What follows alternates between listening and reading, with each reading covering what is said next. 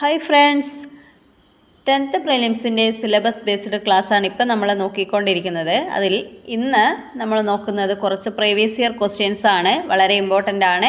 ഇനി വരുന്ന 10th പ്രിലിംസിന് ചോദിക്കാൻ ചാൻസ് ഉള്ള കുറച്ച് ക്വസ്റ്റ്യൻസ് ആണ് ഇപ്പോൾ പറയുന്നത്. അതിൻ്റെ അനുബന്ധ വസ്തുക്കൾ കൂടി പറയുന്നുണ്ട്. അതുകൊണ്ട് നിങ്ങൾക്ക് പ്രസ്താവന ചോദ്യമായി ചോദിച്ചാലും ആൻസർ എഴുതാൻ പറ്റും. ഓക്കെ, നോക്കാം. ഫസ്റ്റ് ക്വസ്റ്റ്യൻ: ഇന്ത്യൻ ഭരണഘടന എത്ര തരം മൗലികാവകാശങ്ങളാണ് ഉറപ്പ് നൽകുന്നത്? ആൻസർ ഡി ആണ്, 6 തരം. അനുബന്ധ വസ്തുക്കൾ നോക്കാം. ഭരണഘടനയിൽ മൗലികാവകാശങ്ങൾ ഉൾപ്പെടുത്തിയിരിക്കുന്ന ഭാഗം 3 ആണ്. ചോദിച്ചിട്ടുണ്ട്, പ്രസ്താവന ചോദ്യമായി ചോദിച്ചിട്ടുണ്ട്.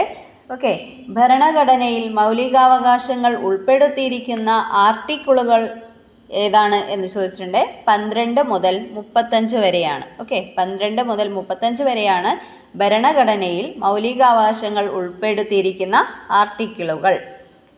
ഭരണഘടനയുടെ ആണിക്കല്ല്, ഇന്ത്യയുടെ മാഗ്ന കാർട്ട, സ്വാതന്ത്ര്യത്തിൻ്റെ വിളക്കുകൾ എന്നീ വിശേഷണങ്ങളുള്ള ഭരണഘടനാ ഭാഗം ഏതെന്ന് ചോദിച്ചിട്ടുണ്ട്. ഏതാണ്? ഭാഗം 3 ആണ്. മൗലികാവകാശങ്ങൾ എന്ന ആശയം ഇന്ത്യ കടം കൊണ്ടിരിക്കുന്ന രാജ്യം ഏതെന്ന് ചോദിച്ചിട്ടുണ്ട്. ഏതാണ്? അമേരിക്കയാണ്. മൗലികാവകാശങ്ങൾ എന്ന ആശയം ഇന്ത്യ കടം കൊണ്ടിരിക്കുന്ന രാജ്യമാണ് അമേരിക്ക. ഇമ്പോർട്ടൻ്റ് ആണ്. ഓക്കെ, മൗലികാവകാശങ്ങളുടെ സംരക്ഷകൻ എന്നറിയപ്പെടുന്നത് സുപ്രീം കോടതിയാണ്. ഒരുപാട് തവണ ചോദിച്ച ചോദ്യമാണ്. മൗലികാവകാശങ്ങളുടെ സംരക്ഷകൻ എന്നറിയപ്പെടുന്നത് ഏതാണ്? സുപ്രീം കോടതി. മൗലികാവകാശങ്ങളുടെ സംരക്ഷണത്തിനുള്ള ഉപകരണം എന്നറിയപ്പെടുന്നത് റിട്ടുകളാണ്. ഒരുപാട് തവണ ചോദിച്ച ചോദ്യമാണ്. ഓക്കെ, മൗലികാവകാശങ്ങളുടെ സംരക്ഷണത്തിനുള്ള ഉപകരണം എന്നറിയപ്പെടുന്ന എന്താണ്? റിട്ടുകൾ. സ്വത്തവകാശം മൗലികാവകാശങ്ങളിൽ നിന്നും നീക്കം ചെയ്ത സമയത്തെ പ്രധാനമന്ത്രി ആരെന്ന് ചോദിച്ചിട്ടുണ്ട്. ആരാണ്? മൊറാർജി ദേശായി. സ്വത്തവകാശം മൗലികാവകാശങ്ങളിൽ നിന്നും നീക്കം ചെയ്ത സമയത്തെ രാഷ്ട്രപതി ആരാണ്? നീലം സഞ്ജീവ റെഡ്ഡി. പ്രധാനമന്ത്രി മൊറാർജി ദേശായിയും ആ സമയത്തെ രാഷ്ട്രപതി ആരാണ്? നീലം സഞ്ജീവ റെഡ്ഡി. സ്വത്തവകാശം നിലവിൽ ആർട്ടിക്കിൾ 300A പ്രകാരം നിയമവകാശം മാത്രമാണ്. ഓക്കെ, സ്വത്തവകാശം നിലവിൽ ആർട്ടിക്കിൾ 300A പ്രകാരം നിയമവകാശം മാത്രമാണ്. ചോദിച്ചിട്ടുണ്ട്. ഓക്കെ, ഒരുപാട് തവണ ചോദിച്ച ക്വസ്റ്റ്യനാണ്. മൗലികാവകാശങ്ങൾ റദ്ദ് ചെയ്തത് അടിയന്തരാവസ്ഥ സാഹചര്യത്തിലാണ്. എപ്പോഴാണ് റദ്ദ് ചെയ്തിട്ടുള്ളത്? മൗലികാവകാശങ്ങൾ അടിയന്തരാവസ്ഥ സാഹചര്യത്തിലാണ്. മൗലികാവകാശങ്ങളുടെ ശില്പി എന്നറിയപ്പെടുന്നത് ആര് എന്ന് ഒരുപാട് തവണ ചോദിച്ചിട്ടുണ്ട്. സർദാർ വല്ലഭായ് പട്ടേലാണ് മൗലികാവകാശങ്ങളുടെ ശില്പി എന്നറിയപ്പെടുന്നത്. ആരാണ്? സർദാർ വല്ലഭായ് പട്ടേൽ.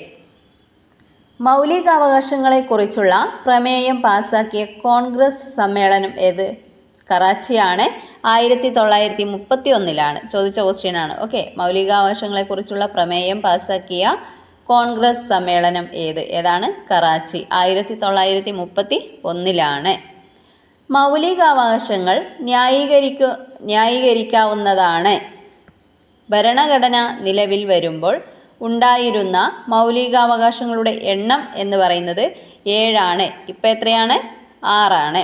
നിലവിൽ ഭരണഘടന ഉറപ്പ് നൽകുന്ന മൗലികാവകാശങ്ങളുടെ എണ്ണം ഇപ്പോൾ 6 ആണ്. ആദ്യം എത്രയായിരുന്നു?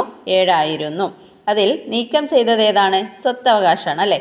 സ്വത്തവകാശ മൗലികാവകാശങ്ങളിൽ നിന്നും നീക്കം ചെയ്ത ഭരണഘടനാ ഭേദഗതി എന്ന് ഒരുപാട് തവണ ചോദിച്ചിട്ടുണ്ട്. അത് 44ാം ഭരണഘടനാ ഭേദഗതിയാണ്. സ്വത്തവകാശം മൗലികാവകാശങ്ങളിൽ നിന്നും നീക്കം ചെയ്ത ഭരണഘടനാ ഭേദഗതി ഏതാണ്? 44ാം ഭേദഗതി. 1978 ഓക്കെ, വർഷം കൂടി ഓർത്തു വെക്കുക. 1978 സ്വത്തവകാശം മൗലികാവകാശങ്ങളിൽ നിന്നും നീക്കം ചെയ്ത ഭരണഘടനാ ഭേദഗതി 44ാം ഭരണഘടനാ ഭേദഗതി. ഓക്കെ, ഒരുപാട് തവണ ചോദിച്ച ചോദ്യമാണ്. അതുകൊണ്ടാണ് വീണ്ടും എടുത്ത് പറയുന്നത്. ഓക്കെ, നെക്സ്റ്റ് ക്വസ്റ്റ്യൻ നോക്കാം. മൗലിക ചുമതലകൾ ഭരണഘടനയിൽ കൂട്ടിച്ചേർത്തത് ഏത് ഭരണഘടനാ ഭേദഗതിയിലൂടെയാണ്? ആൻസർ ബി ആണ്, 42ാം ഭേദഗതി. ഒരുപാട് തവണ ചോദിച്ച ചോദ്യമാണ്. ഇനിയും ചോദിക്കാം. ഓക്കെ, ഇതിൻ്റെ അനുബന്ധ വസ്തുക്കൾ കൂടി നോക്കാം. മൗലിക കടമകൾ ഇന്ത്യൻ ഭരണഘടനയിൽ ഉൾപ്പെടുത്തിയ വർഷം 1976 ആണ്. ഇമ്പോർട്ടൻ്റ് ആണ് വർഷം. ഓക്കെ, 1976 മൗലിക കടമകൾ ഇന്ത്യൻ ഭരണഘടനയിൽ ഉൾപ്പെടുത്തിയ വർഷം. മൗലിക കടമകൾ പ്രാബല്യത്തിൽ വന്നത് 1977 ജനുവരി 3-നാണ്. 1976 42-ാം ഭരണഘടനാ ഭേദഗതിയിലൂടെ 10 മൗലിക കർത്തവ്യങ്ങൾ ഭരണഘടനയിൽ കൂട്ടിച്ചേർത്ത സമയത്തെ പ്രധാനമന്ത്രി ഇന്ദിരാഗാന്ധിയാണ്. ഓക്കെ, 42-ാം ഭരണഘടനാ ഭേദഗതിയിലൂടെ 10 മൗലിക കർത്തവ്യങ്ങൾ ഭരണഘടനയിൽ കൂട്ടിച്ചേർത്തു. ആ സമയത്തെ പ്രധാനമന്ത്രിയാണ് ഇന്ദിരാഗാന്ധി. ഇമ്പോർട്ടൻ്റ് ആണ്. ഓക്കെ, നിലവിൽ മൗലിക കടമകളുടെ എണ്ണം 11 ആണ്. നിലവിൽ മൗലിക കടമകളുടെ എണ്ണം എത്രയാണ്? 11. 11ാമത് മൗലിക കടമയായ വിദ്യാഭ്യാസം മൗലിക കടമയായി കൂട്ടിച്ചേർത്തത് 2002-ലെ 86-ാം ഭേദഗതി. ഓക്കെ, 2002-ലെ 86-ാം ഭേദഗതിയിലൂടെയാണ്. ഓക്കെ, വളരെ ഇമ്പോർട്ടൻ്റ് ആണ്, ചോദിക്കാം. ഓക്കെ, മൗലിക കടമകളെക്കുറിച്ച് പ്രതിപാദിക്കുന്ന ആർട്ടിക്കിൾ എത്ര എന്ന് ചോദിച്ചിട്ടുണ്ട്. ആർട്ടിക്കിൾ 51A ആണ്. ഒരുപാട് തവണ ചോദിച്ച ചോദ്യമാണ്, ഇനിയും ചോദിക്കാം. മൗലിക കടമകളെക്കുറിച്ച് പ്രതിപാദിക്കുന്ന ആർട്ടിക്കിൾ ഏതാണ്? ആർട്ടിക്കിൾ 51A ഭാഗം 4A ആണ്. ഓക്കെ, മൗലിക കടമകൾ എന്ന ആശയം ഇന്ത്യ കടം കൊണ്ടിരിക്കുന്നത് USR. എവിടെയാണ്? USSR.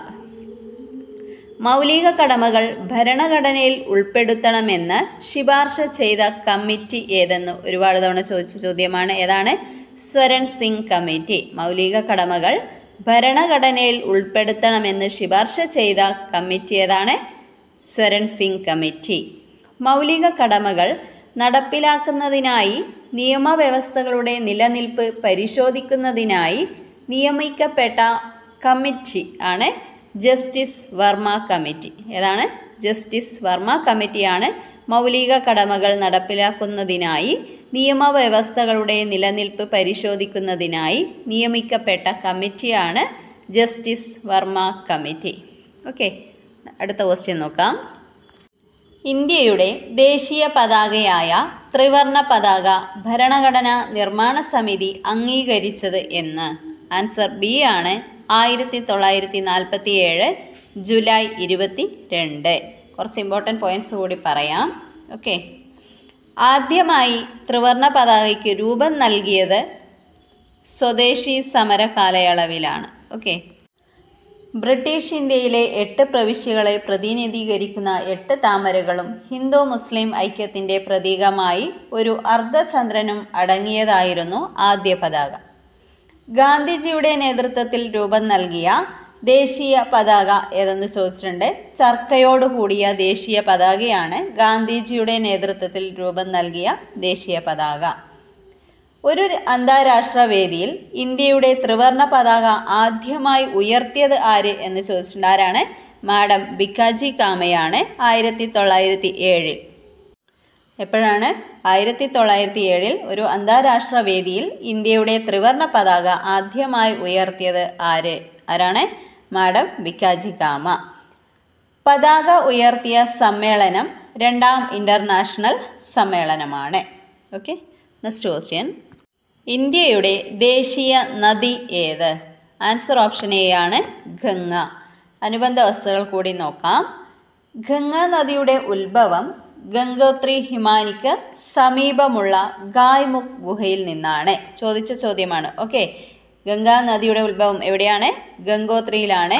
ഗംഗോത്രി ഹിമാനിക്ക് സമീപമുള്ള ഗായ്മുഖ് ഗുഹയിൽ നിന്നാണ്. ഇന്ത്യയിലൂടെ ഗംഗാ നദിയുടെ നീളം 2525 കിലോമീറ്റർ ആണ്. 25 എന്ന് പഠിച്ചു വെക്കുക. ഓക്കെ, ഗംഗാ നദിയെ ഇന്ത്യയുടെ ദേശീയ നദിയായി പ്രഖ്യാപിച്ച വർഷം ഏതെന്ന് ചോദിച്ചിട്ടുണ്ട്. എപ്പോഴാണ്? 2008 നവംബർ 4-നാണ്. 2008 നവംബർ 4-നാണ് ഗംഗാ നദിയെ ഇന്ത്യയുടെ ദേശീയ നദിയായി പ്രഖ്യാപിച്ചത്. ഗംഗ ഏറ്റവും കൂടുതൽ ദൂരം ഒഴുകുന്ന ഇന്ത്യൻ സംസ്ഥാനം ഏതെന്ന് ചോദിച്ചിട്ടുണ്ട്. അത് ഉത്തർപ്രദേശാണ്. 1450 കിലോമീറ്റർ. ഗംഗ ഏറ്റവും കൂടുതൽ ഒഴുകുന്ന ഇന്ത്യൻ സംസ്ഥാനമാണ് ഉത്തർപ്രദേശ്. 1450 കിലോമീറ്റർ ആണ് ഒഴുകുന്നത്.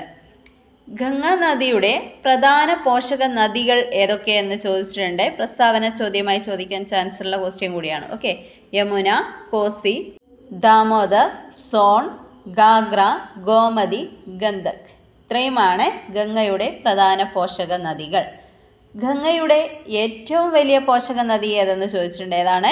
യമുനയാണ് ഗംഗയുടെ ഏറ്റവും വലിയ പോഷക നദി. ഗംഗയും യമുനയും കൂടി ചേരുന്ന സ്ഥലം അലഹബാദാണ്. അലഹബാദിൽ അറിയപ്പെടുന്നത് പ്രയാഗ് രാജ്. എന്താണ്? പ്രയാഗ് രാജ് എന്നാണ് ഗംഗയും യമുനയും കൂടി ചേരുന്ന സ്ഥലത്ത് അറിയപ്പെടുന്നത്. അലഹബാദിലാണ് പ്രയാഗ് രാജ് എന്ന് അറിയപ്പെടുന്നത്. ഓക്കെ, ഗംഗ ബംഗ്ലാദേശിലേക്ക് കടക്കുന്നത് ഫറാക്ക എന്ന സ്ഥലത്തിനടുത്ത് വെച്ചാണ്. എവിടെ വെച്ചാണ്?